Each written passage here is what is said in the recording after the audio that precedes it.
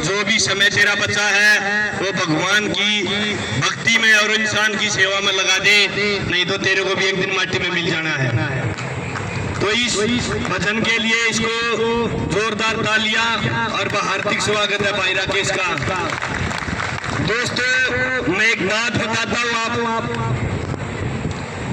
जब आती है हक की लड़ाई, जब आती है हक की लड़ाई सब तैयार हो जाते हैं, जब काम बन जाता तो दुश्मन भी यार हो जाते हैं। दोस्तों ये लंबी चौड़ी बात नहीं है, मैं जो बताने जा रहा हूं सुनो ध्यान से। मैंने शाम में ये बात सोची, किसके लिए लड़ रहे हैं, क्या नौकरी है, क्या हमारा काम है।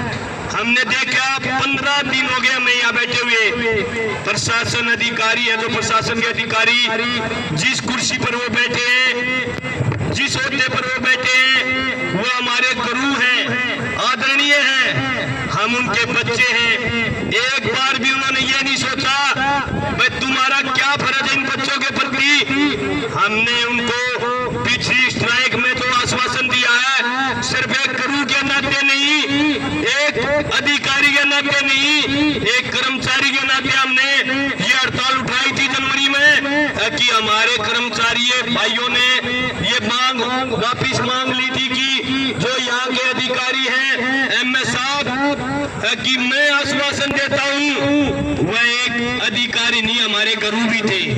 जिस संस्था में हम काम करते हैं वहाँ दर्जा गुरु का सबसे ऊपर माना जाता है, माँ बाप से भी बड़ा दर्जा गुरु का माना जाता है। दोस्तों हमने तो उस गुरु की बात मानी थी, पर उस गुरु ने हमारी तरफ कोई भी ध्यान नहीं दिया। आज इतिहास गवाह है, वो बैठे हैं अपनी सीट पर, हम यहाँ बैठे हैं सिर्फ उनकी वजह से। अगर वो ये चाहते कि मेरे बच्चे, मेरे कर्मचारी यहाँ बैठे हैं, तो एक बार वो आ जाते और हमारा फैसला उनके हाथ में था, कभी का हो जाता। ऐसा उन्होंने सोचा नहीं, हमारे ऊपर आरोप लगा दिए कि ये बच्चे हमारे नहीं है। हमने फिर भी कुछ नहीं कहा, क्योंकि बड़े हैं भाई, कुछ भी कह सकते हैं, कर सकते हैं। हमने फिर भी कर्मचारी की, जो हमारी कर्मचारी की नीति थी उसके तहत अनुशासन में रहकर हमने ये स्ट्राइक, ये आंदोलन चलाया।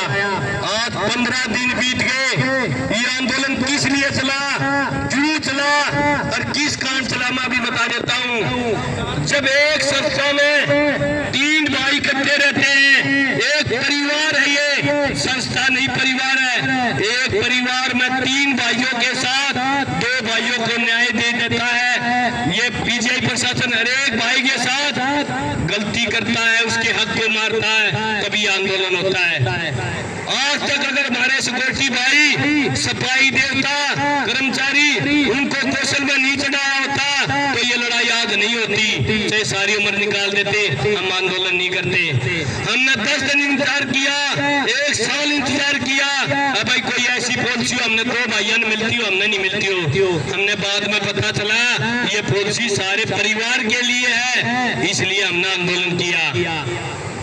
परिवार में जब भी बंटवारा होता दोस्तों, तो पिता, माँ बाप, जो हमारे भाई बराबर का हिस्सा दिया जाता उनको, ये परिवार है। और ये हमारे अधिकारी गुरु जो माँ बाप का दर्जा ले रहे हैं, उन्होंने बंटवारा गलत कराया। 2 भाइयों में जमीन ज्यादा बांट दी, एक भाई को कम दे दी, वो भाई तुम्हारे सामने बैठे हैं, अधिकारी हैं, गुरु का दर्जा भी बता दिया, और उन्होंने ये नहीं सोचा अब इतना लंबा संघर्ष कर लिया बच्चों ने, अब तो इनके काम आ जाओ और इनकी जो पॉलिसी है इनको दे दो और इनका काम कर दो। नहीं, जब हमने इतराज नहीं हुआ, इन भाइयों का काम हुआ ना, इन्होंने हमारे बारे में इतराज किया, कोई हमारी पॉलिसी नहीं थी। जब इन्होंने ये नहीं सोचा, अब जब ये बच्चे इतना लंबा इंतजार कर रहे हैं और आपकी गलती को नजरअंदाज कर रहे हैं और फिर भी इनका काम नहीं हो रहा, ये सोच के देखो तुम बैठे हो तब तुम्हारा काम नहीं हो रहा था, तुम काम करते हो तो थारी ये लगे हाल हो, जब कितना लंबा टाइम लग जाए। जो काम करते करते हमने इतना टाइम निकाला, यहाँ बैठे पास अभी 15 दिन हो लिए, इतने भी हमारी सुनवाई नहीं हो रही, काम लाग रहे वहां है 15 महीने नहीं 15 साल लेकर जाए, काम नहीं हो। यह बात मैंने काल नोट करी, इसका उदाहरण दूंगा मैं तुमने। यहाँ से गया, शाम में बात हुई, एक बंदा बोला भाई साहब आप अच्छी बात करते हो, हमारी भी बात करी आपने, हमारी भी आवाज उठाई। मैं कहा भाईचारा परिवार सबका एक होता है, ये हमारी दादालाई ड्यूटी नहीं है। 10 साल 5 साल 2 साल 15 साल में चले जावांगे, अधिकारी भी सदा कोई नहीं रहा है, इस कुर्सी में और आ जाएंगे, ये चले जाएंगे। हमारे पहला कौन आया, कौन हमारे बाद में आगा, हमने कोई पता नहीं, वो तो बता दो।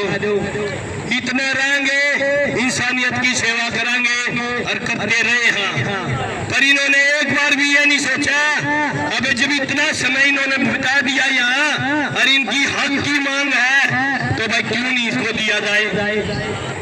टाइम कैसे लगा रहे हैं मैं बताऊंगा।